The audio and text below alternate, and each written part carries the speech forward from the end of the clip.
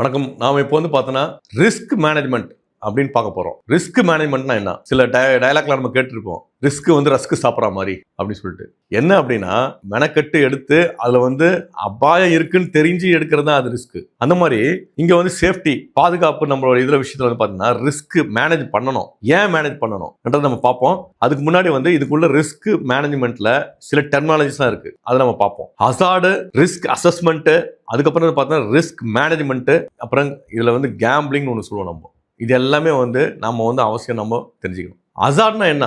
ஒரு இன்ஜுரியோ ஒரு ஹில்னஸோ நடக்கிறதுக்கு உண்டான ஒரு பாசிபிலிட்டியை ஏற்படுத்துறது தான் ஹசார்டு. அந்த ஒரு ஈவெண்ட் அந்த இடத்துல நடக்கும். ஸோ அந்த இடத்துல அந்த மாதிரி நடக்குது அப்படின்னா அந்த இடத்துல ஒரு ஹசார்டு எப்பயுமே இருக்குன்னு அர்த்தம். ஹசார்ட் நம்ம எந்த தொழிலையும் பார்த்தீங்கன்னா ஹசார்டு இருக்கும். அந்த ஹசார்டை பார்த்து அதுல என்ன ரிஸ்க் இருக்கு, அந்த ஹசார்ட்ல என்ன ரிஸ்க் இருக்குன்னு பார்க்கணும். ஃபயர் உதாரணத்துக்கு பார்த்தோன்னா என்னென்ன மாதிரியான ஹசார்ட் அப்படின்னா fire hazard, chemical spillage hazard, அப்புறம் என்வரன்மெண்டல் டேமேஜ் ஹசார்ட், அப்புறம் அதான் என்வரன்மெண்டல் டேமேஜ் ஹசார்ட்ல பார்த்தோம்னா ஏர் பொல்யூஷன், அப்புறம் சாயில் பொல்யூஷன், இதெல்லாமே ஒரு ஹசார்டு தான். இதெல்லாமே ஸோ இந்த ஹசார்டை நாம என்ன பண்ணணும், எப்படி மேனேஜ் பண்ணணும்ன்றது தான். அந்த ஹசார்ட்ல என்ன மாதிரியான ரிஸ்க் இருக்கு. இப்போ ஃபயர் ஹசார்ட்ல பார்த்தோன்னா இன்ஜுரி, அப்புறம் ப்ராப்பர்ட்டி டேமேஜ், குறைஞ்சபட்சம் பார்த்தோன்னா பொருட்கள் எல்லாமே சிறிதளவா சேதமடையலாம், அந்த தொழில் பாதிக்கலாம். இது எல்லாமே இருக்கு, இந்த ரிஸ்க் எல்லாமே இருக்கு. ஸோ இந்த ரிஸ்கை நாம மேனேஜ் பண்ணணும். அதான் ரொம்ப முக்கியமானது. ரிஸ்கை எலிமினேட் பண்ண பார்க்கணும், எலிமினேட் பண்ணணும், அட்லீஸ்ட் மேனேஜ் பண்ணணும். எப்படி மேனேஜ் பண்றது?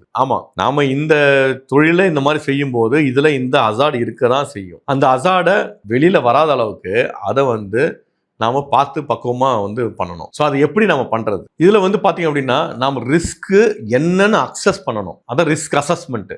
நம்ம என்ன மாதிரியான இதுல ரிஸ்க் இருக்கு, இதுல என்ன ஹசார்டு இருக்கு, ஃபர்ஸ்ட் ஹசார்டு என்ன இருக்குன்னு தெரிஞ்சுக்கணும். ஹசார்டு என்ன இருக்குன்னு தெரிஞ்சுக்கிட்டு அதுல என்ன ரிஸ்க் இருக்கு, அந்த ரிஸ்க்கு நம்ம கிட்ட என்ன மாதிரியான ப்ரிவென்ஷன் மெத்தட் இருக்கு, இல்ல இன்னும் என்ன ப்ரிவென்ஷன் மெத்தட் இருந்தா இன்னும் சேஃபா நம்ம பிசினஸ் ரன் பண்ணலாம் அப்படின்றதான் இந்த ரிஸ்க் அசஸ்மெண்ட். இது ஆபரேஷனல் ரிஸ்க் அசஸ்மெண்ட் சொல்லுவோம். இதுல பார்த்தா மிலிட்டரி ப்ராசஸ்ன்னு சொல்லலாம். இந்த மிலிட்டரி ப்ராசஸ்ல risk assessment, risk decision making, risk implementation of risk controls, இது மூணுத்தையும் நம்ம பண்ணணும். ரிஸ்க் அசஸ்மெண்ட் பண்றோம், என்ன ரிஸ்க் இருக்குன்னு சொல்லிட்டு அதுக்கப்புறம் பண்ண இம்ப்ளிமெண்டேஷன், கடைசியா பண்ண வேண்டியது டிசிஷன் மேக்கிங். ஆமா, இந்த ரிஸ்க்கு நாம என்ன மாதிரியான ப்ரிவென்ஷன் மெத்தடாலஜி யூஸ் பண்ணலாம் அப்படின்னு சொல்லிட்டு. ப்ரொடக்ஷன் ஒரு ப்ராசஸ், அது சாதாரணமா ஒரு ப்ராசஸா கூட இருக்கட்டும், நம்ம பண்றோம் அப்படின்னா ஃபர்ஸ்ட் டிசைன் பண்ணணும். அந்த டிசைன்லயே பார்த்தா நம்ம கோட்டை விட்டோம் அப்படின்னா அதுக்கப்புறம் முதலும் கோணல் முற்றிலும் கோணல்ன்ற மாதிரி ஆயிடும். ஸோ ஃபர்ஸ்ட் டிசைன்லேயே ப்ராப்பரா பண்ணணும். அப்புறம் டிசைனை ப்ராப்பரா பண்ணிட்டு இந்த டிசைன் நம்ம பண்ணது கரெக்டா இருக்கா ஆப்ரேஷன்ல பார்க்கணும். அப்புறம் அந்த ஆப்ரேஷன்ல பண்ணும்போது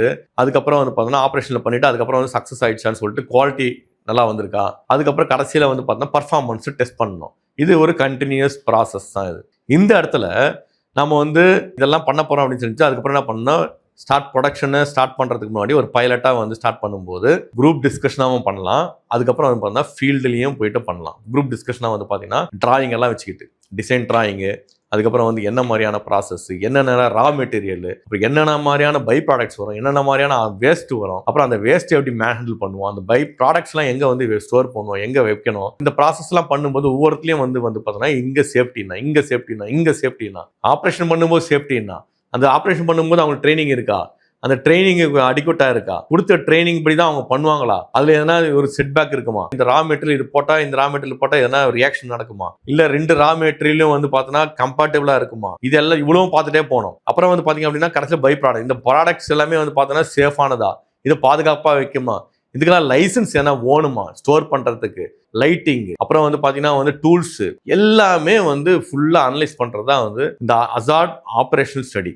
இந்த ஹசார்ட் ஆபரேஷன்ல ஹசார்ட் என்ன இருக்கு, இதுல பாத்தீங்க அப்படின்னா என்ன மாதிரியான ரிஸ்க் இருக்கு, இதுல ப்ராபபிலிட்டி சிவியாரிட்டின்னு சொல்லுவாங்க. இது ரெண்டுமே ரொம்ப முக்கியமானது. எத்தனை முறை எவ்வளவு முறை பண்றோம், எப்படி எவ்வளவு குவான்டிட்டி பண்றோம், இதெல்லாமே தேவை. அதுக்கப்புறம் இதுல என்ன மாதிரியான சிவியாரிட்டி இருக்கு எல்லாத்தையும் பார்த்துட்டு மல்டிப்ளை பண்ணிட்டு ஒரு ஸ்கோர் வரும். அந்த ஸ்கோர் தான் பார்த்தீங்கன்னா ரொம்ப முக்கியமானது. அந்த ஸ்கோர் ஹையா இருக்கிற ஸ்கோருக்கு எல்லாமே பார்த்தீங்கன்னா மெஷர்ஸ் எடுக்கணும். உடனே ஸ்கோர் கம்மியா இருந்தால் அது மெஷர்ஸ் எடுக்கக்கூடாது, அதுக்கும் மெஷர்ஸ் எடுக்கணும்.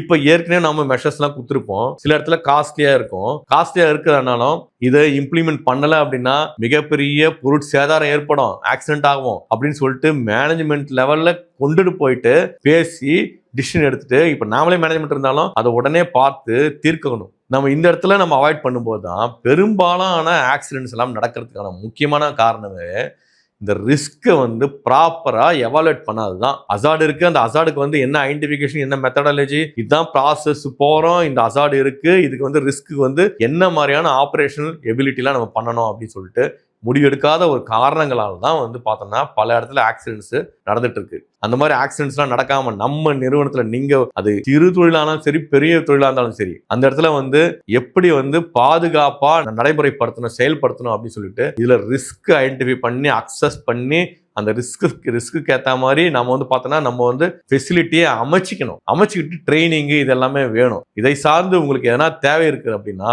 கீழே இருக்கிற என்னோட மொபைல் நம்பர் நீங்க கான்டாக்ட் பண்ணலாம். மிக்க நன்றி.